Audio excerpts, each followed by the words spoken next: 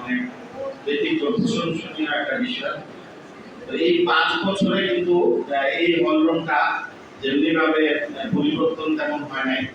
আমাদেরও সেফটা ইমিউনিটিকে আমরা আমাদের কাঙ্ক্ষিত লক্ষ্যে পৌঁছাতে পারিনি। আসলে আমাদের স্বপ্ন ছিল অনেক। বিগত সরকার কোন সরকারই আসলে মানবাধিকার সংস্থাগুলো শক্তিশালী হোক, আমার মনে হয় সেটা কখনোই সেই পরিবেশ বাংলাদেশে আসে নাই। সাংবাদিকতা শক্তিশালী হোক, সেই পরিবেশও বাংলাদেশে কিন্তু আসে নাই।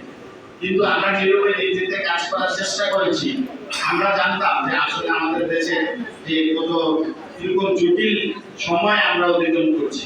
সাংবাদিকতা যে যেমনিভাবে হুজুর খেয়েছে, মানবাধিকার সংস্থা তো যে বিলুপ্ত হয় নাই, সেটাই হচ্ছে সবচেয়ে আশ্চর্যের বিষয়। আসলে এত প্রতিকূলতার ভিতরে টিকে থাকাটা খুবই মুশকিল। কারণ আমাদের রেজিস্ট্রেশন বা আমাদের যে গভর্নমেন্টের সাথে আমাদেরকে নিবিড়ভাবে লিয়াজত রেখে চলতে হবে। একটা যদি আমরা প্রতিবেদন আমাদের ওয়েবসাইটে যদি কিছু লিখি বা পত্রিকায় লিখি বা করি, সেখানে আমাদের পদে পদে প্রবলেম সমস্যা। আমরা সেটা ইউনিয়নকে একটা সরকারি কাজের জন্য 2-3 বছর ধরে চেষ্টা করেছি, কিন্তু শেষ পর্যন্ত আমরা কাজটা পাইনি। পাইলে হয়তো আমাদের আর্থিক পরিস্থিতিটা অন্যরকম হতে পারত। তো যাই হোক, স্বাধীনভাবে পথ চলা আমার অধিকার। অন্যের কর্তব্য হচ্ছে আমাকে পথ চলতে বাধা সৃষ্টি না করা। আবার যদি এটাকে এইভাবে বলি, স্বাধীনভাবে পথ চলা আমাদের অধিকার, অন্যদের কর্তব্য হচ্ছে আমাদেরকে পথ চলতে বাধা সৃষ্টি না করা।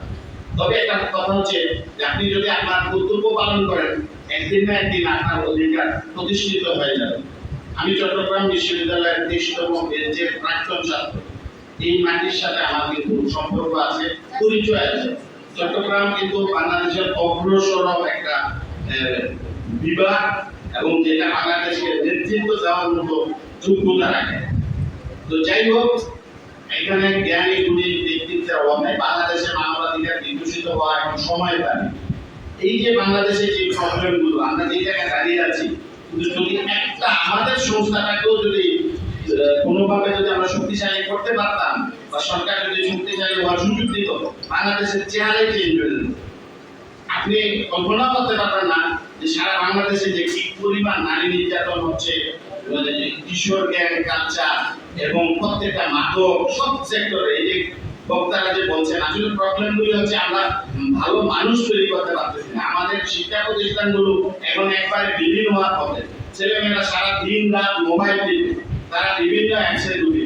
এখানে আসলে এই প্রবলেমগুলো থেকে বের হওয়ার জন্য এই মানবাধিকার সংস্থাগুলি কিন্তু, বা আমাদের সংস্থাটা আমি বলবো, শক্তিশালী হলে কিন্তু আমরা অনেক সমস্যাকে সমাধান করে দিতে পারি। কিন্তু আমরা আসলে সেই সুযোগটাই পাচ্ছি না, কারণ আমাদের আর্থিক অবস্থা এতই করুন যে আমরা একটা প্রোগ্রাম করতে গেলে আমাদের শিখবে। তারপরে আমাদের দেখেন আরো অনেক নানাবিধ যে আমাদের যে কাজ করার জন্য আসলে টাকা ছাড়া, বেতন ছাড়া তো কেউ কাজ করতে চায় না। আমাদের স্বেচ্ছাসেবীরা কতক্ষণ ইয়ে করবে, ওনাদের নামিশ্বাস যে স্যার আর পারতেছি না, কিন্তু আমরা তারপরেও ওনাদেরকে নানাভাবে ইয়ে করি। আমরা নিজেরাও পারতেছি না, ওনারাও পারতেছে না, তারপরেও আমরা চেষ্টা করি আমাদের অস্তিত্বটাকে ধরে রাখার জন্য।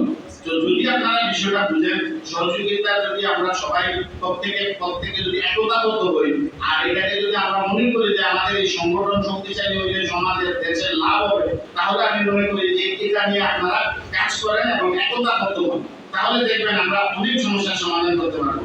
আপনি আশ্চর্য হবেন, আমি আসার সময় একটা চিঠি আমাকে এক বাবা ধরাই দিয়েছে, সেই চিঠিটা আমার এখানে মনে আছে, নাহলে আমি হোয়াটসঅ্যাপে পাঠাবো আমাদের সভাপতিকে।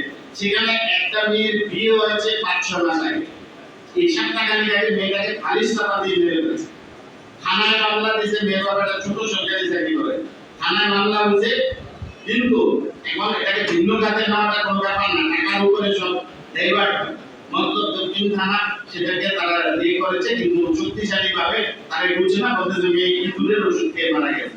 মেয়ে ইঁদুরের ওষুধ খাবে কেন? খায় নাই, কিন্তু এটাকে সেইভাবে যদি নিতে পারে তাহলে মামলা নিষ্পত্তি।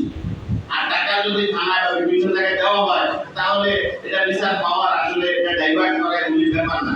আমার মনে হয় সেখানে না, এরকম বাংলাদেশে অহরহ হচ্ছে, যেগুলি পত্রিকাও আছে না, মানুষও জানে না। ঘরে ঘরে বিভিন্ন জায়গায় আমার আপনার যে মা বোন আছে, দেখেন আপনি খোঁজ দিলে এরকম অসংখ্য উদাহরণ আছে। এর থেকে বের হওয়ার জন্য আসলে আমাদের সংস্থাটাকে শক্তিশালী করা, শক্তিশালী হওয়া খুব বেশি প্রয়োজন, সময়ের দাবি। হ্যাঁ, এই যে বাংলাদেশে দেখেন কিভাবে আমরা একটা সরকার যাওয়ার পরে দেখি তাদের যে কালো অধ্যায়, বা আরেকটা সরকার যেই সরকারই আসুক, আমাদের সরকারগুলি যে কাজগুলি করে তারা আমাদের প্রভু হয়ে যায়। প্রভু হওয়ার পরে দেখা যায় কিছুদিন পরে তাদেরকে আমাদের নামাতে হয়। আর জনগণ এমন একটা শক্তি, তারা কিন্তু নামিয়েই চায়। জনগণের বিজয় কিন্তু হয়। আর বাংলাদেশের মানুষ, বাংলা ভূখণ্ডের মানুষ, তারা কিন্তু অত্যন্ত ব্যতিক্রম। এখানে কোনো অন্যায় কিন্তু চলে সাময়িক, কিন্তু এটা দীর্ঘস্থায়ী হয় না। কোনো না কোনো ভাবে সত্যটা, সঠিকটা চলে আছে। তা আমি আপনাদের কাছে বারবার এখানে আসি, 5 বছর এখানে আসি। তো এইবার দয়া করে আবেদন করবো যে আপনারা এই সংগঠনটাকে শক্তিশালী করুন। আপনারা আর্থিকভাবে যেখানে সংকট আছে, আমরা যদি 10 জন 10 টাকা করে দিই, 100 টাকা 500 টাকা করে দিই, টাকা কোনো আমি মনে করি সমস্যা না। সমস্যা হচ্ছে আমাদের এই যে আপনার জায়গাটা ইনস্টিটিউট হিসাবে তৈরি করতে হবে। আপনার রেজিস্ট্রি খাতায় এন্ট্রি রাখবেন, কি কি কাজ করতেছেন, এগুলো আয় ব্যয় হিসাব সবকিছু। এখানে এই যে ওসমান গনি সাহেবের মতো ব্যাংকার যোগ্য ব্যক্তি আছে, আপনারা এগুলো লিপিবদ্ধ রাখবেন। মানুষ টাকা দিবে এবং সেগুলোকে আপনারা সঠিকভাবে এই সমাজের কাজে। আর শুধু সেটাই না, ইনস্টিটিউট হিসেবে শিক্ষা প্রতিষ্ঠানগুলো কি হচ্ছে, ছেলেমেয়েরা কোথায় কি করতেছে, অন্যায় অপরাধগুলো আমরা যদি সঠিকভাবে এগুলোকে কাজ করতে পারি, আমাদের এই চট্টগ্রামটা যেমন ভালো হবে, এর দেখা দেখি অন্যান্য অঞ্চলগুলো এই ইয়েটাকে এই রূপকল্প আপনাদের এই থিমটাকে সবাই গ্রহণ করবে এবং দেখবেন একটা সময় বাংলাদেশ সত্যিকার অর্থে আমরা যেটা চাচ্ছি সোনার বাংলাদেশে পরিণত হবে। তো আজকে আমি আর কথা না বাড়িয়ে এখন আমরা পরবর্তী কার্যক্রমে চলে যাই। আমরা বিভিন্নভাবে আহ্বান করবো আগামী বছর যেন আমরা একটা জাঁকজমক অনুষ্ঠান করতে পারি। যে আর প্রতি 6 মাস 3 মাস পরে আপনারা অনুষ্ঠান দিবেন, প্রকল্প গ্রহণ করবেন, প্রোগ্রাম করবেন, দেখবেন আপনাদের কাছে একটা গতি চলে আসবে। টাকা আমি মনে করি কোনো সমস্যা হবে না। আমরা সব সমস্যাকে ওভারকাম করে আমরা আমাদের কাঙ্ক্ষিত লক্ষ্যে পৌঁছতে পারবো। ধন্যবাদ সবাইকে। আসসালামু আলাইকুম।